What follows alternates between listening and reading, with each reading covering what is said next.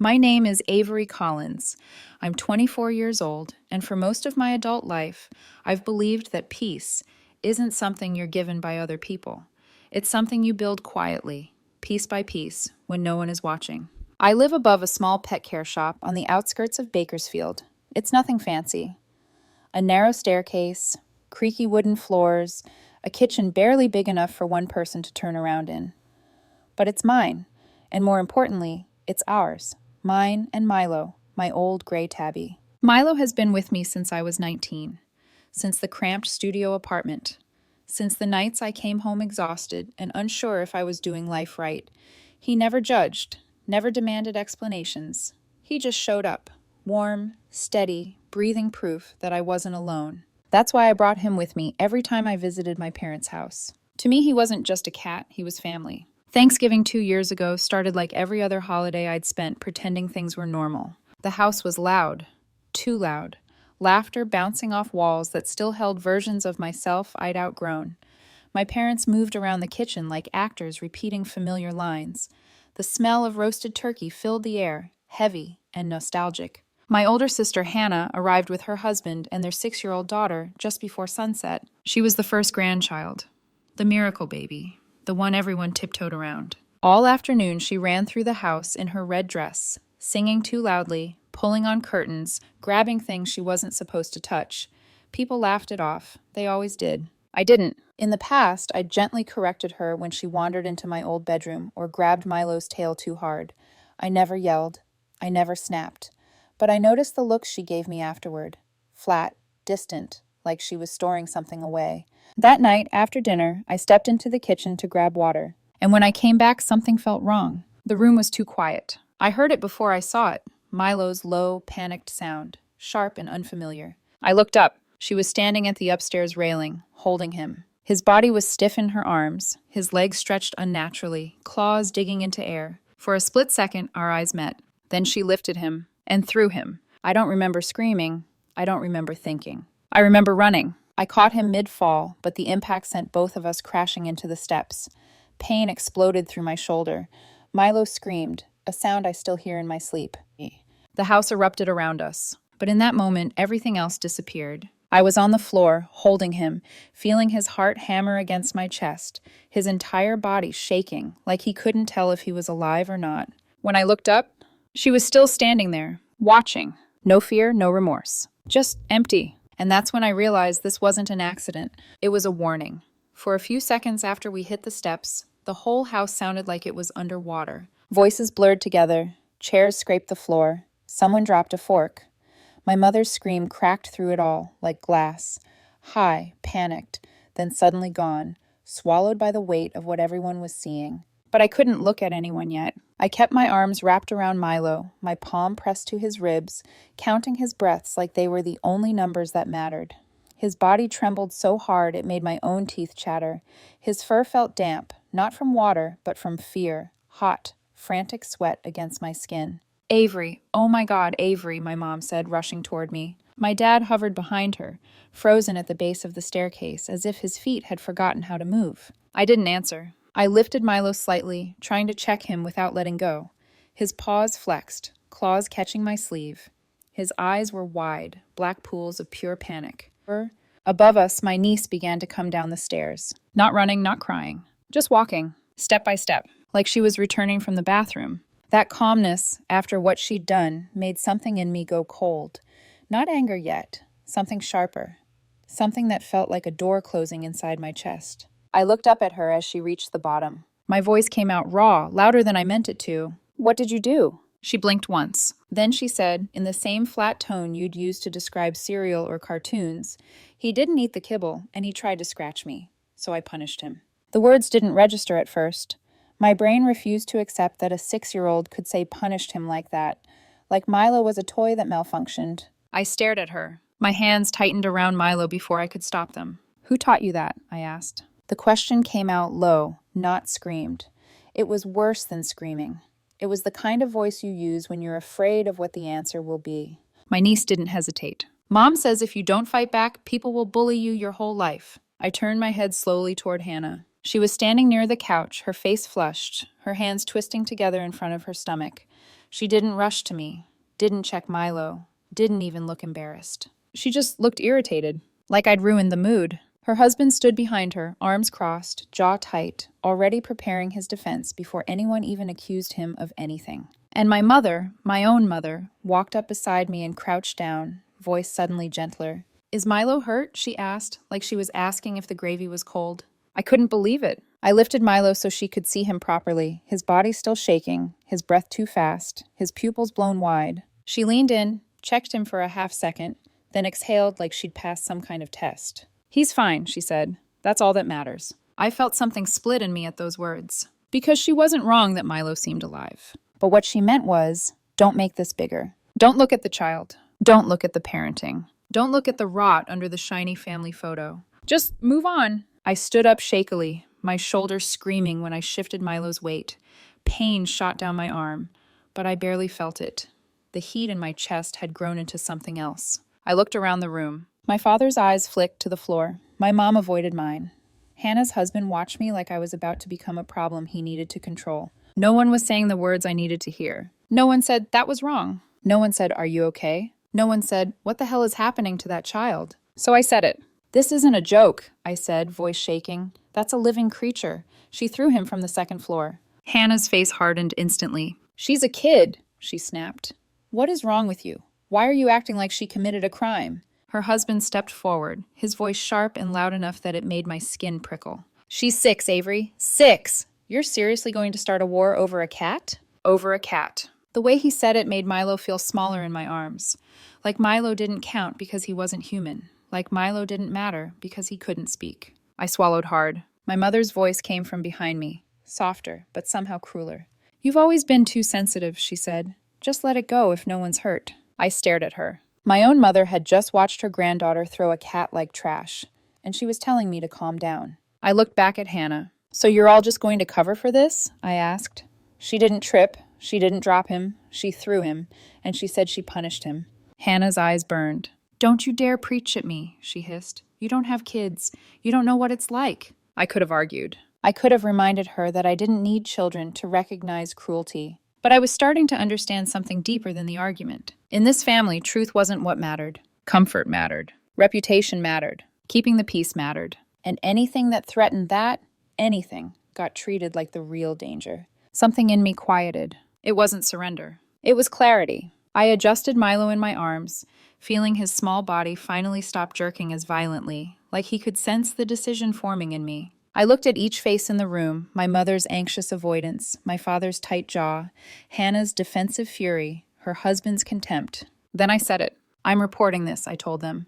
"Animal control and child services. This isn't normal behavior." The room snapped. Hannah let out a sound that wasn't even a word, just rage. "Are you out of your damn mind?" she screamed. Her husband stepped closer, face flushed red, fists clenched so tight his knuckles turned white. "If you do that," he said, voice low and dangerous, "I won't let it slide. You hear me?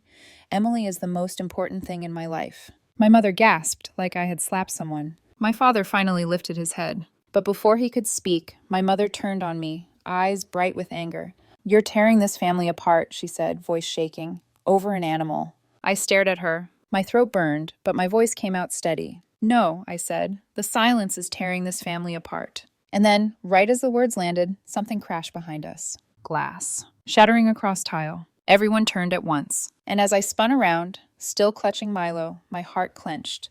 Because in that instant, I realized I wasn't the only one in the room who thought this was wrong.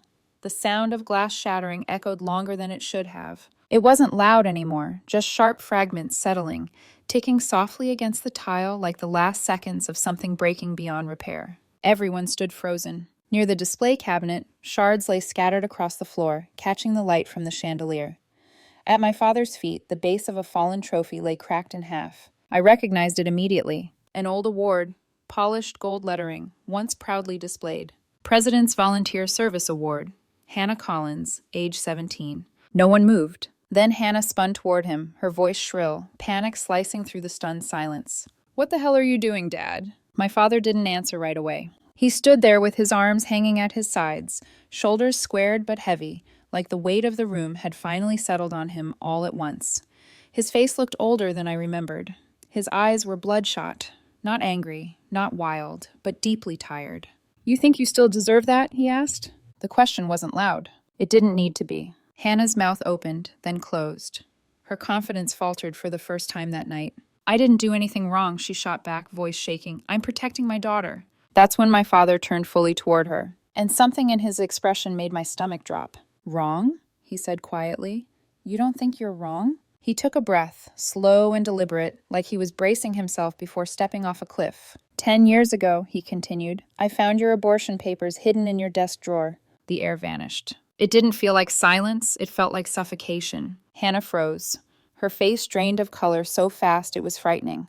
Her husband turned toward her slowly, like his body needed time to catch up to what his ears had just heard. My mother gasped and rushed forward, instinctively covering my niece's ears, pulling her close to her chest. "What are you doing?" Hannah whispered, her voice cracking.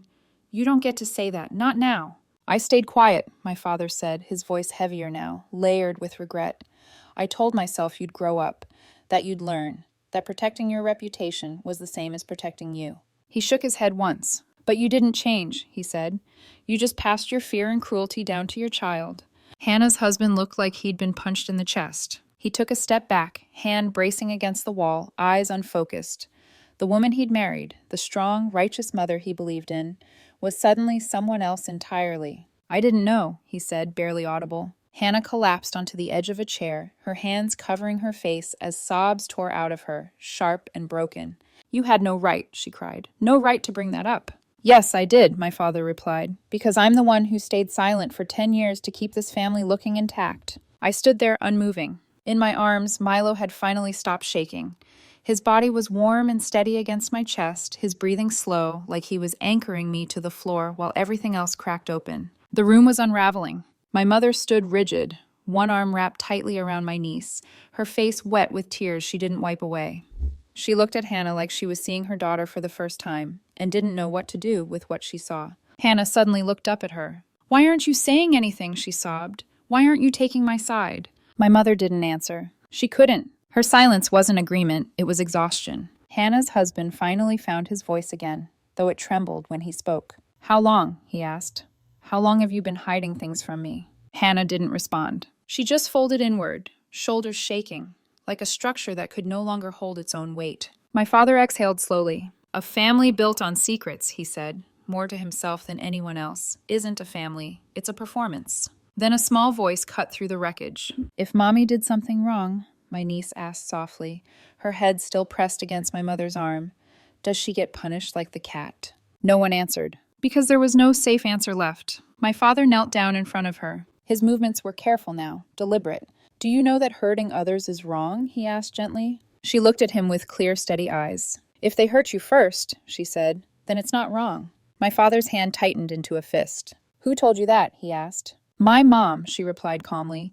"She said if you're not cruel, people will walk all over you." The words landed heavier than anything else that night, not because they were shocking, but because they explained everything. I hugged Milo closer, my throat tightening as I realized what we were really looking at. Not a bad child, a taught one. A mirror. My father stood and turned to Hannah and her husband. "If she grows up believing that," he asked, "what kind of life do you think she'll live?" No one answered. Hannah grabbed her daughter, holding her tight, and without another word, walked out of the room. Her husband followed, slower, his shoulders slumped like he'd just lost something he couldn't name. The door closed. The house fell silent again. But this time the silence wasn't avoidance. It was the sound of truth settling in. And standing there, with Milo safe in my arms and my family fractured around me, I understood something I couldn't unlearn. Love without accountability doesn't protect anyone. It only teaches them how to hurt.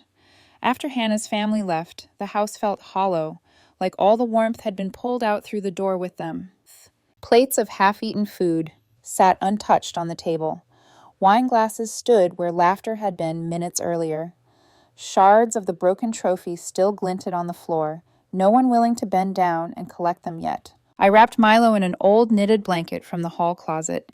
My hand shook as I tied it around him, gentle but firm, like I was afraid the world might try to snatch him away again if I loosened my grip. My father watched me quietly. "Do what you need to do," he said at last. That was all, but it felt like permission and release. I took Milo straight to the vet that night. The same small clinic on the edge of town where I'd brought him for years. The fluorescent lights hummed softly as the vet ran her hands over him, checking his legs, his spine, his ribs. Milo didn't fight. He didn't meow. He just stayed pressed into my chest until they gently took him from my arms. The diagnosis came back clean. No broken bones. Just trauma. I sat in my car afterward and cried harder than I had in years. Not because Milo was hurt, but because I finally understood how close I'd come to losing him, and how easily everyone else had been willing to look away. The next day I didn't hesitate. I replayed the living room security footage my father had installed after a break-in the year before. The video was steady, clear, unforgiving. It showed everything, the questions, the answers, the calm cruelty in my niece's voice as she repeated what she'd been taught. I submitted the footage, the vet report, a written statement. 3 days later, representatives from Animal Control and Child Protective Services showed up at my parents' house. And then at Hannah's. Hannah called me screaming when she found out. "You betrayed us," she shouted over the phone, her voice raw with panic. "You're trying to take my child away from me."